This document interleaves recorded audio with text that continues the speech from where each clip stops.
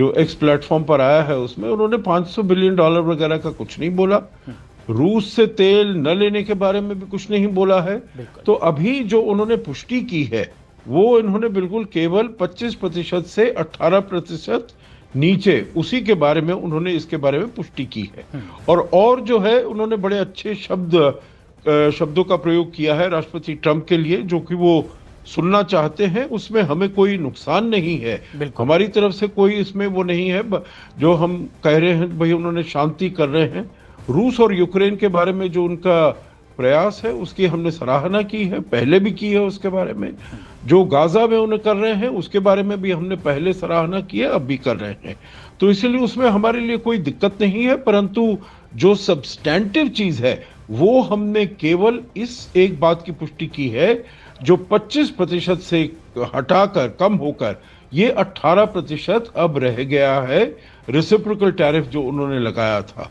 और अभी मेरे विचार से बात होगी तो ये रूस से तेल के बारे में जो उन्होंने 25% एडिशनल टैरिफ सैंक्शन लगाए थे उसको कैसे हटाया जा सकता है, मेरे विचार से उसके बारे में अभी हमारी तरफ से खबर और आनी बाकी है और उसको हमें इंतजार करना चाहिए। यानी कि चर्चा के स्तर पर ये चीजें अभी है। समीर चौगांकर जी, ये जो बात अब घोषित कर दी गई है ट्रंप की ओर से कि तकरीबन $500 अरब से ज़्यादा का अमेरिकी ऊर्जा, औद्योगिक, कृषि, कोयला, तमाम और दूसरे उत्पाद और बाय अमेरिकन इस नीति के तहत भारत खरीद लेगा।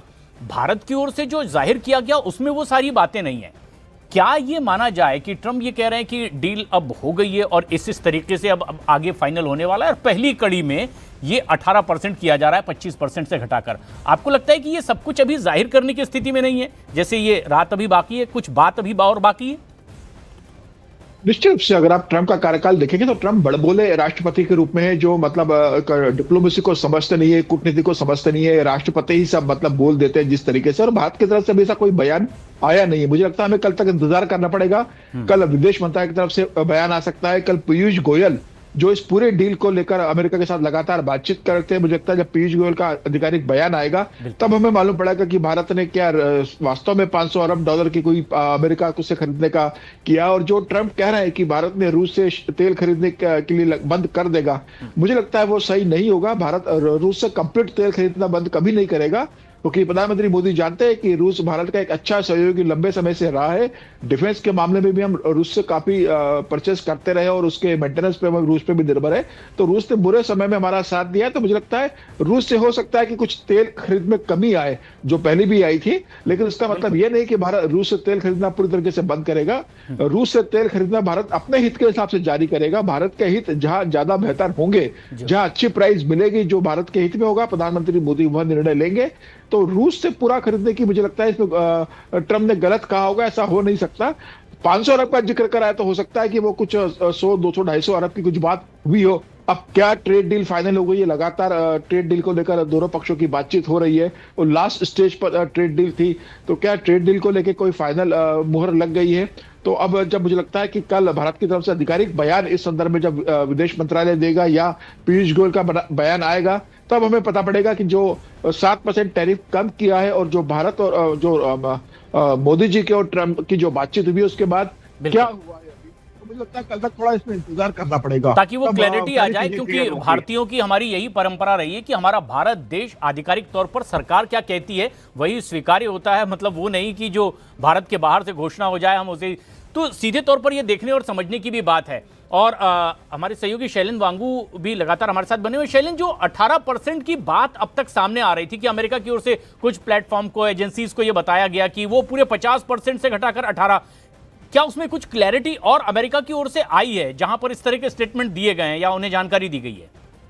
देखिए, जो अभी जो लेटेस्ट अपडेट्स आ रहे हैं उसके मुताबिक जो अमेरिकी राजदूत यहाँ दिल्ली में है, सर्जियो गोर है, उन्होंने कुछ टीवी चैनल से बात करते हुए उन्होंने हमसे भी अब से कुछ देर पहले बात की थी, जहां पर उन्होंने कहा है कि जो 25% से घटा के 18% किया गया है वो तो विद इफेक्ट पर इमीडिएटली वो जल्दी हो जाएगा, ये इस पर सहमति बन चुकी है। लेकिन जो बाकी 25% है रूस से तेल खरीदने को लेकर, उस पर फैसला लगभग ले लिया गया है, लेकिन वो इंप्लीमेंट कब तक होगा? उसमें 2 घंटे भी लग सकते हैं, उसमें 2 दिन भी लग सकते हैं, उसमें 2 महीने भी लग सकते हैं। लेकिन ये ऑलरेडी फैसला जो है अमेरिका ले चुका है कि उनका यह मानना है कि क्योंकि भारत ने रूस से तेल लेना अब कम कर दिया है, तो जो एडिशनल 25% है उसको भी खत्म किया जाएगा। लेकिन वो कब तक खत्म होगा, इसके लिए कोई टाइमलाइन तय नहीं की गई है। हालांकि जो अभी की जो बात की गई है कि 25% टैरिफ से घटा के 18% जो किया जाएगा, उसको लेकर वो टाइमलाइन तय नहीं की गई है, लेकिन सहमति बनी है और प्रधानमंत्री मोदी ने भी उसको एक्सेप्ट किया है। और प्रधानमंत्री मोदी ने कहीं पे 25 या 50 का जिक्र नहीं किया, बिल्कुल। उन्होंने बस ये कहा है कि भारतीय प्रोडक्ट्स पर 18% टैक्स लगेगा। तो कहीं ना कहीं जो व्हाइट हाउस की तरफ से जो इंडिकेशन दी जा रही है वो ये दी जा रही है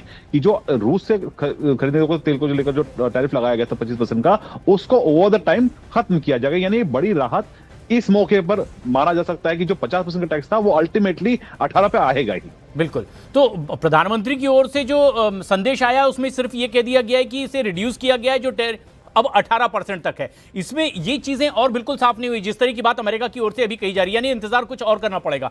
लेकिन अशोक सज्जनर साहब, जिस तरह की स्थिति अब दिखाई दे रही है, ये जो इतनी सारी चीजें ट्रंप की ओर से कह दी गई है, क्या आपको लगता है कि वाकई भारत ने जो अपना अब तक का स्टैंड रखा है उसकी वजह से आखिरकार ट्रंप ने अपने स्टैंड में बदलाव करने का सोचा है? जी, मुझे तो ऐसा ही प्रतीत होता है, क्योंकि जैसे मैं पहले बता रहा था, राष्ट्रपति ट्रंप को ये बिल्कुल संदेश मिल गया है जो भारत इससे आगे और कुछ नहीं देने वाला है। हाँ। चाहे वो टैरिफ हो, ट्रेड हो या कुछ भी हो। और ये $500 बिलियन की जो आप बात कर रहे हैं ना, इसको तो मैं बिल्कुल ही अविश्वसनीय मानता हूं। देखिए, लेकिन ये बात ट्रंप कर रहे हैं। हाँ, नहीं, ठीक है, तो इसीलिए वो कहते हैं, ट्रंप तो बहुत एग्जैजरेट करते हैं। और उनका क्या मकसद क्या होता है? उनका मकसद होता है उनका अपना जो मागा क्राउड है, हाँ, उसको ये बताना, जो देखिए मैंने पूरी तरीके से विजय प्राप्त की है, मैंने सब कुछ, सारे किले फतेह कर लिए हैं। और भारत का भी, क्योंकि भारत अभी तक कितना उनसे वहां से इंपोर्ट करता है हमारा इंपोर्ट करीब हर साल 40-45 बिलियन डॉलर है।